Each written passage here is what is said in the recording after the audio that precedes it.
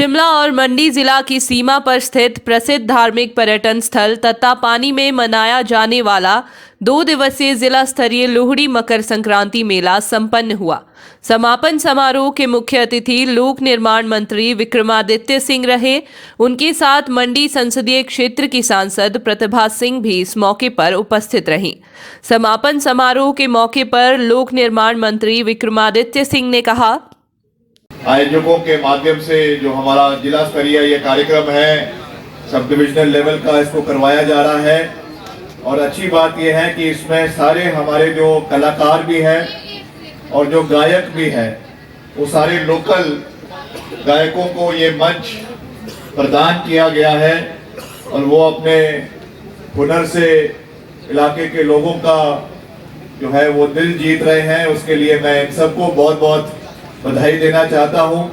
और जैसा मैंने कहा, क्योंकि मैं कुछ ज़्यादा लंबी बात नहीं कहना चाहता, मगर मैं आपको ये सूचित भी करना चाहता हूं। और जो हमारी सरकार द्वारा जो विकास के कार्य पूरे प्रदेश के अंदर चलाए जा रहे हैं और खास करके इस इलाके के अंदर भी चलाए जा रहे हैं, उसकी जानकारी भी आपको देना चाहता हूं। क्योंकि हमारे विभाग द्वारा, आप जानते हैं, लोक निर्माण विभाग द्वारा सड़कों का निर्माण है या ब्रिजेस का निर्माण है।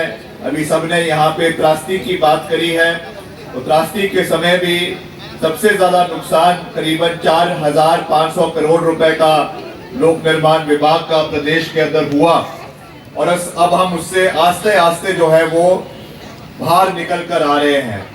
सबसे खुशी की बात तो ये है कि बहुत सी सड़कें जब आपदा प्रदेश के अंदर आई थी तो करीबन 1600 सड़कें प्रदेश के अंदर ऐसी थी जो बंद हो गई थी, जिन पे डंगे गिर गए थे, कईयों में चट्टानें आ गई थी, कईयों में और दिक्कतों की वजह से आवाजाही बंद हो गई थी।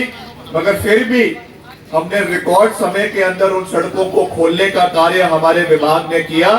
और जो है कोई भी हमारे जो बागवान थे, किसान थे, खास करके सेब सीजन क्योंकि उस समय चला हुआ था प्रदेश के अंदर, तो कोई भी ऐसा किसान या बागवान नहीं था जिसको ये रोना पड़ा कि हमारा उपज जो है वो समय पे मंडी के अंदर नहीं पहुंची।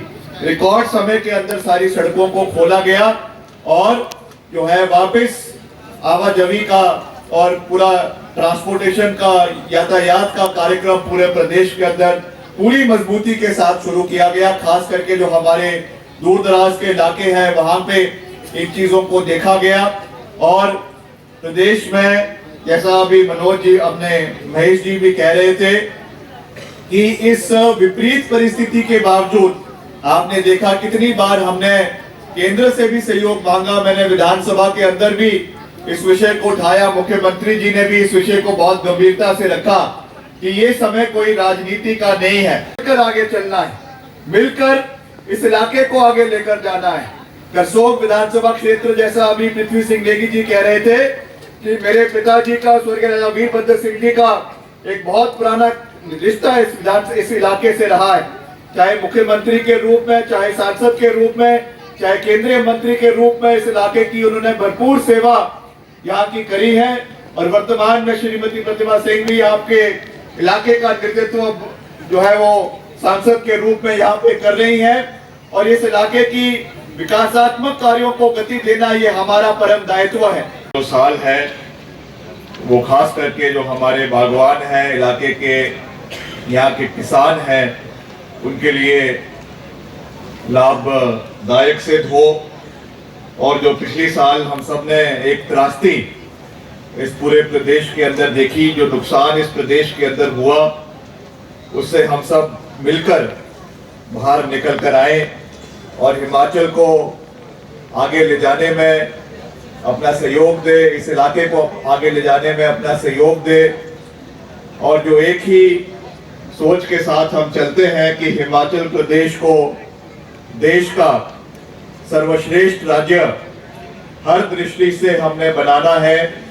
उस कड़ी में आप भी अपना पूरा सहयोग मिलकर हमको दें, ताकि हिमाचल प्रदेश को एक आधुनिक राज्य के रूप में आगे ले जाने में हम अपना योगदान मिलकर सब लोग दे सकें और हिमाचल प्रदेश को आगे लेकर जाएं। हमारा मिनी सेक्रेटरीट बिल्डिंग आपका करसोग के अंदर बन रहा है करीबन 37 करोड़ रुपए की लागत से। इसका भी करीबन 70% कार्य पूरा हो चुका है।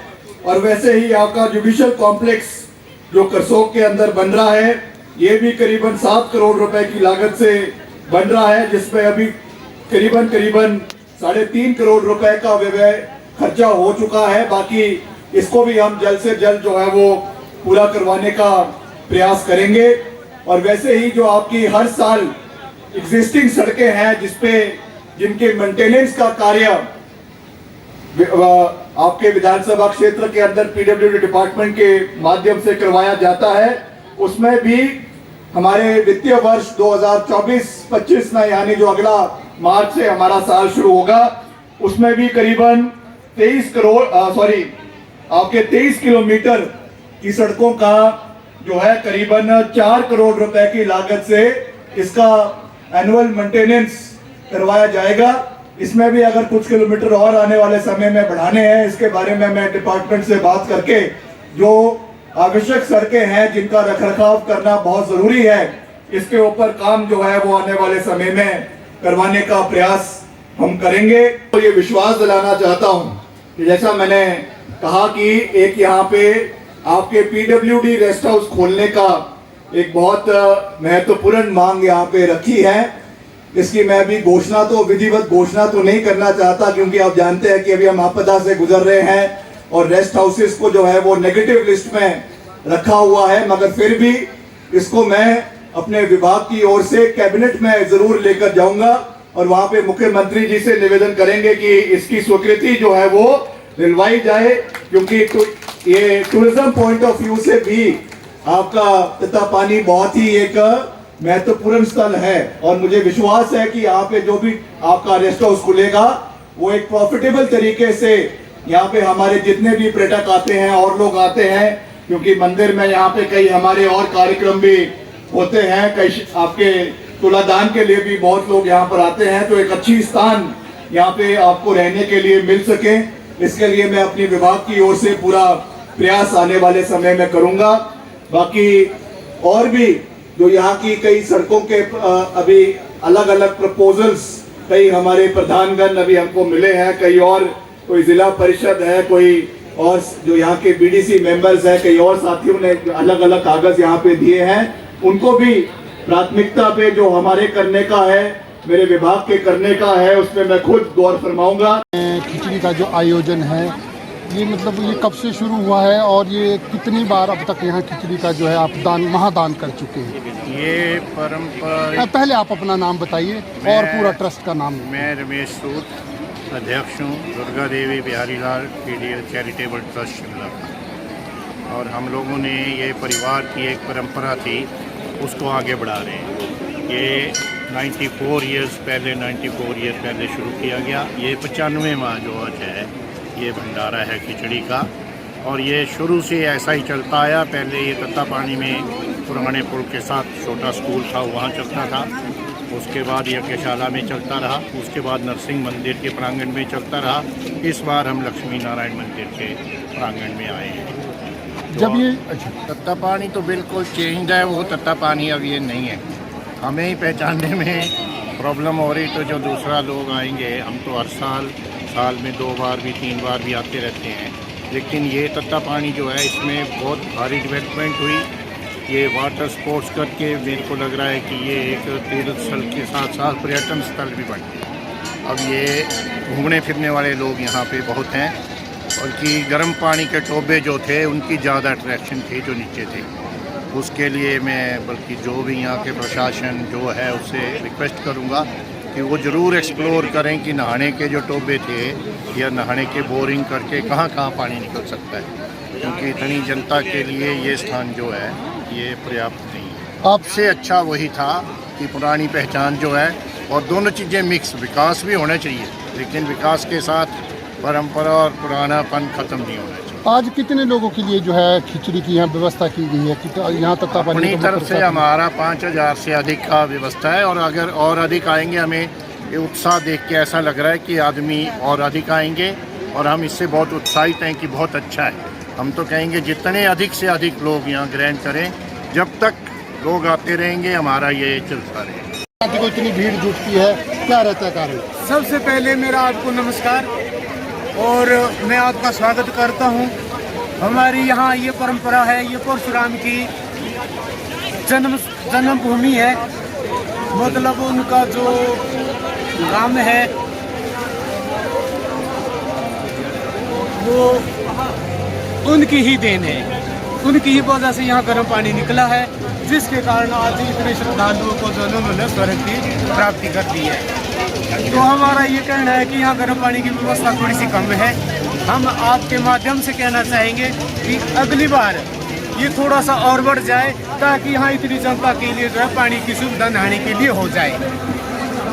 अच्छा, यहाँ नहाने का और उसके बाद तुलादान करने का क्या महत्व है? तुलादान करने का ये महत्व है सर, क्योंकि ये जो है ये तुलादान इसलिए किया जाता है कि ये नवग्रह शांति के लिए किया जाता है। जिसको ये मान के चलो, जिसको शनि 7.5 साल के लिए सरस्वती बैठती है, तो उसकी शांति करने के लिए तुलादान का महत्व यहाँ है। और फिक्र हमेशा मेरे साथ रहता है। भूषण ज्वेलर्स, अनमोल रिश्तों के लिए। यार रितु, आज शॉपिंग करते हैं, पर कहाँ से करेंगे? मुकेश ट्रेडिंग कॉरपोरेशन में वैरायटी इतनी कि तुम्हारा दिल झूम उठेगा। लेकिन ये कहाँ पर है? ये है मेन बाजार कुनिहार में, सब एक ही छत के नीचे। अब इधर उधर क्यों जाना, जब अपने शहर में सब कुछ मिल रहा है, वो भी बढ़िया और अपने बजट में। तो चलते हैं शॉपिंग करने मुकेश ट्रेडिंग कॉरपोरेशन में। तो सुना आपने, आज ही आइए अपने शोरूम में। मुकेश ट्रेडिंग कॉरपोरेशन में सस्ती खरीदारी करके लाभ उठाएं। एक बार सेवा का मौका दें।